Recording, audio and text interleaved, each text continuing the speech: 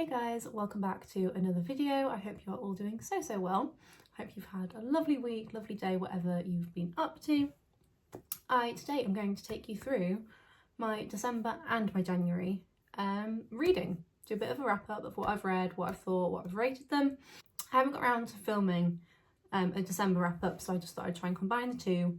It might mean it's a bit of a long video, so I will try and speed on through them. But yeah, I hope you really enjoy this one. So in December, I read 3 books. Quite a slow month for me on reading. I normally read more than that. So yeah, the books that I read in December. So the first one was The Deal by Elle Kennedy. Feels like ages since I read this now. I literally started this I think on like the 1st of December or something, and it was one that took me about 3 or 4 days to read. So genuinely been about 2 months probably since I started this, almost finished it. But yeah, so good. If you've not read this book, highly recommend. If you like a little rom-com-y kind of vibe, it is quite spicy, so do bear that in mind if it's not your thing. But the actual storyline, absolutely loved the kind of background behind these characters and what they had going on. I just got so invested in their story. Absolutely loved them. So this book is about Hannah and Graham, but they are both at college. Graham is kind of the star of the ice hockey team, and Hannah tutors him. I was going to say is a tutor. She actually wasn't before that. But she's just doing really well in a class that they're both in, which he is failing. And he basically won't be able to continue hockey if he fails in that subject. So he convinces Hannah to become his tutor. And through that, they essentially start up a relationship. And that is what this book's about, without giving too much away. But yeah, highly recommend this book. I gave it a 4.5 star. I think I struggle because a 5-star to me is like, it was absolutely amazing. It had me gripped, it had me invested. I couldn't stop thinking about it, even after reading it. And like, to an extent, this did. Like I say, I got through it so quickly. I was so invested to the point that yes, I've continued reading the rest of the series. But I can't like determine in my head, is it not a 5-star compared to other 5 stars I've had. For example, like Kingdom of Ash, that like as far as I know, everyone rates that a 5-star. It is just an epic book that sticks with you. Like, you're going to think about that for the rest of your life, pretty much. Is this that book? No, not really. But is that because I'm doing it on a comparison of those kind of books? And does this deserve a 5-star for the type of book it is, for a light-hearted rom-com? So I'm a bit stuck. I suppose if I do want to compare, pretty sure my only 5-star kind of rom-com is Funny Story by Emily Henry. Absolutely loved that. I'll definitely be giving it a reread at some point. And I suppose, yeah, maybe we could bump this to like 4.75, maybe to a 5. But for now, I'm on a 4.5 stars. And that's where it's going to stay for now. But yes, highly recommend if you have not read this one. So then, I don't actually have the next book to show you because it's one that a friend from work lent me, but I read The Co-Worker by Freida McFadden. So Freida McFadden, I have read quite a few of her books. Obviously, The Housemaid, which is what got me into Freida McFadden. It was the first book I read. I then read the next 2 in that series, and I've then read quite a few more of her books. I did and still do really love her writing. I think some of her plot twists are absolutely incredible. The way she spins a story and it's like the last thing you'd expect suddenly starts happening. However, I'm a bit conflicted on why. I know that she's churning out books like so quickly. I think she had about 2 or 3 last year. She's already released another one. I think it's coming out soon, or it's coming out this week. I don't know. I got an email about it from Waterstones. So I don't know whether she's doing it so quickly that the writing, in my opinion, is getting worse and more predictable, or is it just that I've read so many of her books now that I kind of understand her writing and it's just becoming more predictable because of that? I don't know. But that is kind of what I've been feeling on the last couple of her books, which I've read. But anyway, The Co-Worker, like I say, I don't have it with me because I've returned it back to my friend who lent it to me. Off the top of my head, this is what I mean, I don't even fully remember it, was about two women that work together, and then yeah, one of the women is like meticulous at being on time. She's always in the office for like bang on 8 a.m, all this kind of stuff, and then one day she doesn't turn up to work, which this other woman is like, well, where is she? She is always here, bang on the minute, like she's that kind of person. It must mean something's wrong. And yeah, just kind of a little mystery. It's fine, it was good. I gave it a 3-star, probably not ever going to read it again, but it was a good read. I feel that's kind of all I have to say on that. So you can kind of probably gather my opinion just through the fact I don't have much to say about it. Recommend if you're looking for a book, but it's not up there with a you must read. So the final book that I finished in December was Heartless by Elsie Silver. So I have already read Flawless, which I read earlier in the year in summer, and then I was putting off the rest for a while. I absolutely loved Flawless, but for some reason in my head I'd been building up that these were quite summary books, so I thought I will wait till close to summer to buy the rest, to read the rest. But then I found them on offer in TK Maxx. I couldn't resist, so I bought them. I was still going to hold off on reading them, but then on a conversation with my sister, she was like, oh no, like Cowboy Ranch, like that's like, it is summery, but it doesn't scream summer. I think that's like year round. So I was like, you know what, I am really excited to read them, so we'll give it a try. And anyway, can confirm, doesn't matter what season you read these in, they're amazing whenever. So again, very heavy on the spice. If that's not your thing, bear it in mind. But this is I suppose like an age gap romance. So she's reading the blurb, there's a 13-year age difference between the two who start up a relationship in this book. She is currently out of work. I'm trying to repiece the story again. Currently out of work because she works at her brother's bar. I can't remember what he's doing now, but for whatever reason, she's not working. Her best friend, who is the FMC in Flawless, recommends to one of the brothers on the ranch, oh, her friend isn't in work at the moment and she would be available to kind of be the nanny for his little boy. So his partner had left him, he's a single dad, and living on a ranch, all the work, he doesn't have time to dedicate to his son, so he wants someone else to try and come in, keep his son occupied. Anyway, that's how they meet. One thing leads to another, and you get a little romance book. Absolutely love this one. I do enjoy this kind of thing now. It really used to not be for me because I was like, well, where's the plot? Like, give me a bit more story. But the backstories in these, again, similar to The Deal, but the way it's written, the amount of backstory you get, you just like feel this attachment to the characters and are rooting for them. And I get so invested now. I think it is just finding the right romance, the right rom-coms, at least for me, by authors that write in this particular style. That means I can really enjoy them. But yeah, so Heartless, I almost forgot the star rating to let you know that I gave this one a 4-star. Really, honestly did enjoy it, highly recommend. I think its only downfall wasn't really a downfall, it's just, again, my opinion, is that Flawless for me, I much preferred. I did enjoy this, but I think the age gap sometimes like made me feel a bit weird. So for that, it lost a few points personally for me.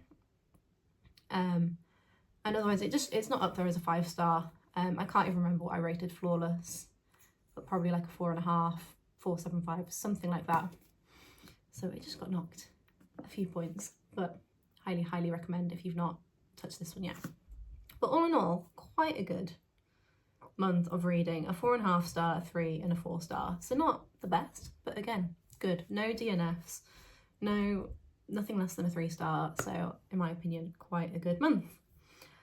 However, January has been great. It's been pretty good, I've got to say. So the first book, technically I literally finished this on New Year's Day, so I didn't know whether to class it as December or January. Technically I finished it in January, so in terms of on my like book tracking on Fable, it's classed as a January read. However, I did start it over the Christmas period, and that was The Gilded Cage, which is the second book in the Prison Healer trilogy.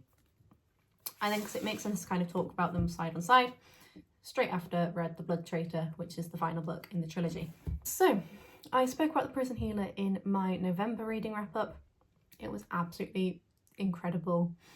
I then had to go a few weeks without, because I didn't have them, because they were then immediately put onto my Christmas list.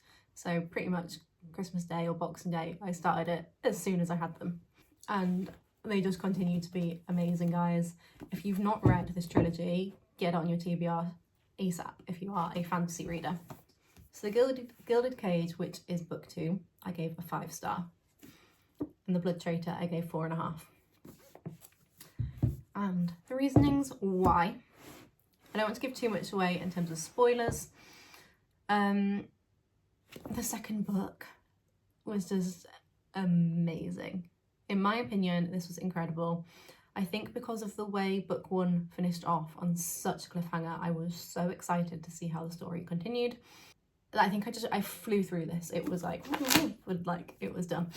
It obviously was also the Christmas period, so I had a little bit more time over Boxing Day and the following couple of days where I was just with my mum and dad at the house and didn't have too much on. So I did get a decent amount of reading time at that point, and then into like New Year's Day when I finished it off. And yeah, I think just the way, you know, it's the middle book. I think they can also always be quite good. The first one, I don't remember what I rated it now, but it might have been 5, I actually can't remember. But I think 'cause it took me a while to get into, you know, they're building the story, there's a lot of world building going on, learning who the people are, learning the character names, and then it all kicked off and went mental, massive cliffhanger. Then this just kind of continued on that, and I was just so invested and it was incredible. And then there's a huge cliffhanger again, so yet again I was like, I need this book, I need to, like, so I started it straight away. Started on The Blood Traitor. The only reason this one docked a few points, there's one thing I can't say without giving like a huge spoiler, if you know. But there was something that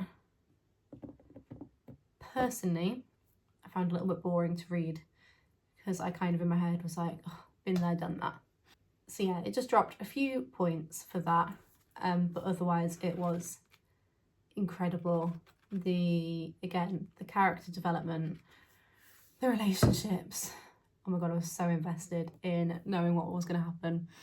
It was just such a different story to what I'm used to. Like, I've not come across a fantasy story like this before. Yeah, it's just a fantasy story that I feel like is completely different. Obviously there's themes that are similar to other fantasy series. I feel like you get that across most of them. Some books are going to have some kind of like similarities, crossover. But yeah, it was just such a different thing to what I've read before. And the plot twist at the end of book 1 that obviously led into these 2 books was just the last thing I was expecting. It took me by surprise massively. And I think that is just what created my like, I must know what happens. I'm just so behind it. And then parts of me that was like, how is this gonna work?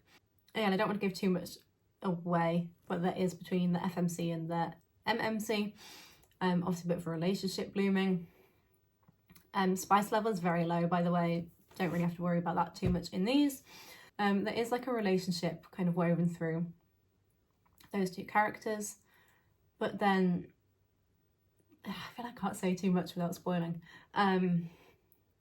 There's just a reason where I'm like, how is that going to work? How is this relationship going to work out? And if you read it, you'll understand what I mean. So I was so invested in that and finding out, was it going to work, or was it all just like pretend, or did they betray each other? Like, yeah, highly recommend. And also because it's just a trilogy, it's a really nice length of a series to read. It's not like 8 books like the fabulous Throne of Glass behind me and all that. Oh well, the entire Sarah J Maas universe. You're getting yourself in for a long ride with them, but don't let that dissuade you if you've not done those either. You must read those books, especially Throne of Glass. Absolutely life-changing. But anyway, I'm going off on a tangent. Gilded Cage 5-star, Blood Traitor 4.5. Please read them if you are a fantasy reader. I then read The Mistake, which is book 2 of the Off Campus series, which is the book after The Deal, which I was talking about earlier. I also don't have this copy to show you because I've lent it to my sister. Yeah, this one, again, I really enjoyed it, but I did only give it a 3.5 star, which feels a bit criminal because there was nothing like wrong with it. It wasn't bad. I think I'm going to be intrigued once I get to book 3 and get onto that, how that one goes. I just felt it was a bit samey, like obviously completely different characters with different backstory, different stuff going on. But I was just a bit like, I don't know, something about it wasn't quite as exciting, wasn't quite as invested in these 2 characters. So we'll see how the rest of the series goes. That's not to say it was bad. I did very much enjoy it. And especially after the Prison Healer trilogy, finishing that up, I did want just a light-hearted, fluffy little filler book romance. So it was the absolutely perfect thing for what I wanted at the time. I then moved on to a book called Beautiful Ugly. Again, I do not have this book with me because it was another one my friend from work lent me. So I returned it back to her. This book like broke my brain. I couldn't figure out what the heck was going on. The premise is pretty much that a husband and wife, the wife is driving home, they're on the phone to each other, and she hits something in the road and she gets out of the car. She's still on the phone to her husband, and next thing you know, there's no reply. His wife disappears, never comes back, and is presumed dead. He is an author, and since then he's kind of had writer's block, not been able to write anything. So his publicist, his editor, I can't remember which now, recommends this remote Scottish island as somewhere to maybe go. She has a cabin there, go there, clear your mind, not be around people. Well, there are people on this island, but not be around the hustle and bustle of London. Hopefully it will inspire you to write. So that's what he does. While he's on the island, he sees someone who is the spitting image of his wife. That's kind of pretty much what you get on the blurb, pretty much is what unfolds in the book. Again, I don't want to give away too much to spoil it at all. So yeah, it's a bit of a mystery. It was very weird, like in a good way. I did really enjoy it. I've given this one a 4-star. Really enjoyed it. It had me so gripped because I just wanted to know what on earth was happening. At one point, maybe a third or halfway through, I did guess one of the outcomes. So one of the things that you find out later on in the book, I did guess, but otherwise I just couldn't, for life of me, things kept happening and I was like, what the actual, like, what is going on? This is the, like, I just couldn't make sense of it. To the point, like, when I was on the bus and on the way to work, if I finished, like, mid-chapter, I was like, all I could think about was getting back to the book to finish it. So in that sense, it had me so incredibly gripped. And in that sense was absolutely amazing. However, it gets docked a few points because partially I guessed part of it. So to an extent, the ending was predictable. And I just didn't like the ending. I'm not gonna lie, I just didn't like the ending. I didn't enjoy how it ended off, how they finished it. And also, like, once it did all get revealed, I was a bit like, this is just a bit weird. Like, I just had a few questions and Some of it kind of creeped me out a bit. I don't know, I felt a bit weird about it, but it did have me gripped. It was an amazing reading experience. So I've given it 4. I then read, trying to be conscious of time, speeding through these, The Serpent of the Wings of Night. So this is the first book in a series that I'm still trying to like determine the reading order. Not sure how many books are in it, but there are quite a few, I think, in the like whole series. Anyway, quite a chunky one. But this was really good. Really good. This is a bit of a romantasy. It is about vampires. If you're not into that, maybe not your thing. But I really enjoyed it. I didn't actually think it's too heavy on the vampire stuff. Obviously, one of the main characters is a vampire. It is set in a vampire-like court. There are lots of them around, but it wasn't too heavy on it. It wasn't, I feel like you say vampire and you think of Vampire Diaries, Twilight. Nothing like that, like completely different.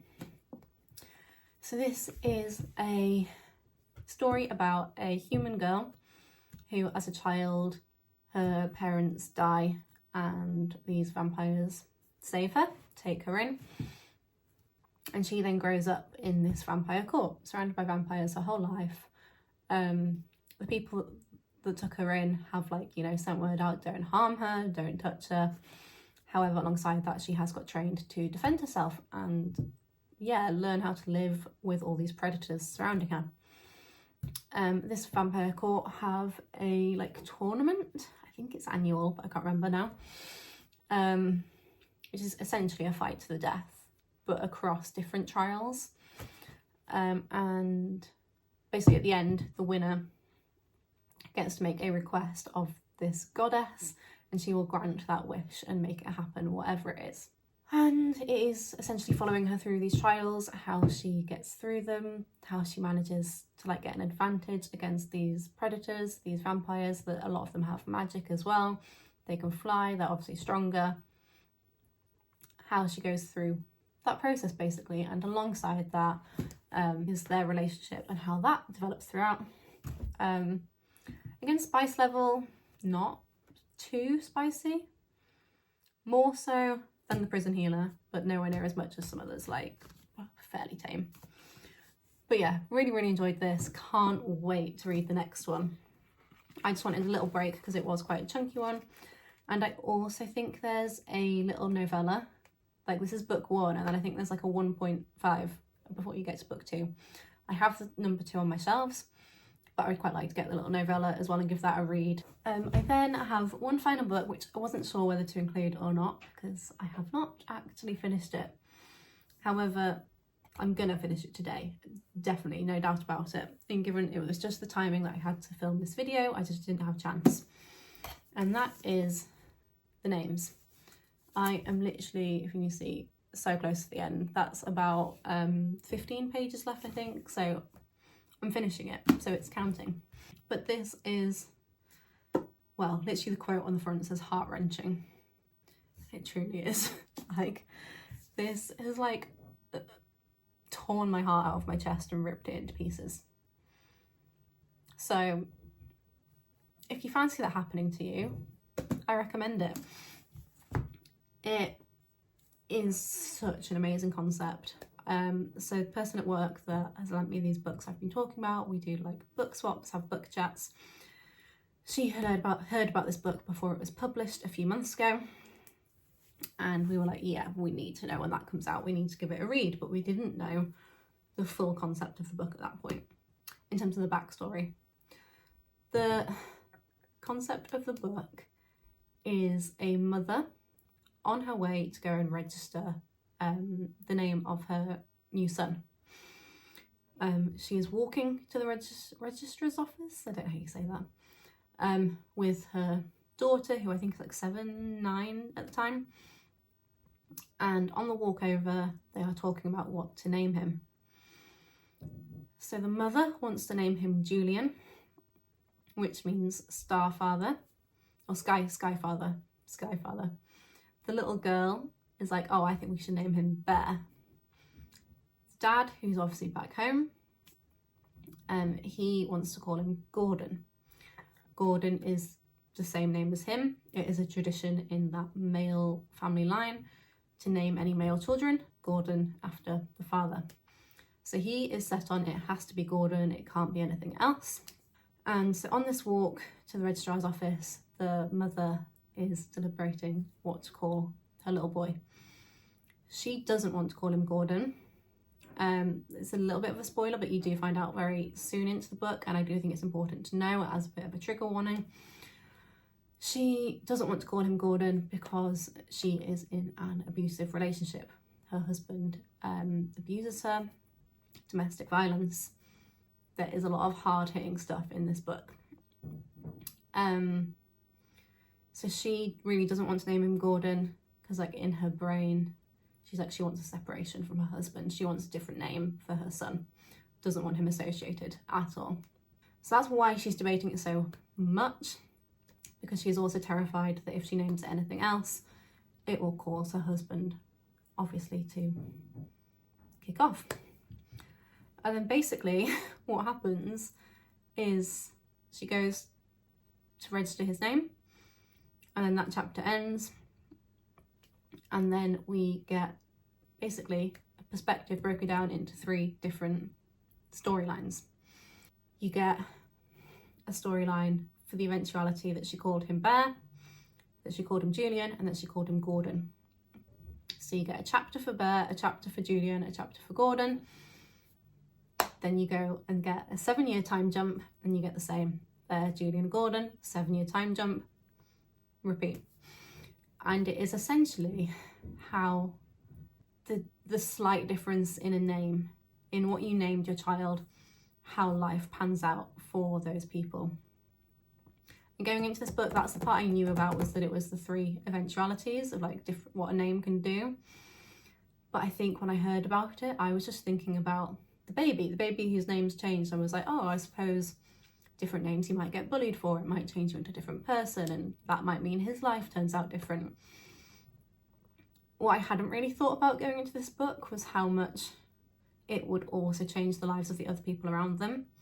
So for the mum and dad, for his sister, for relationships he ends up in, and children, and where all of those characters end up in life is so vastly different, all because of the difference in his name.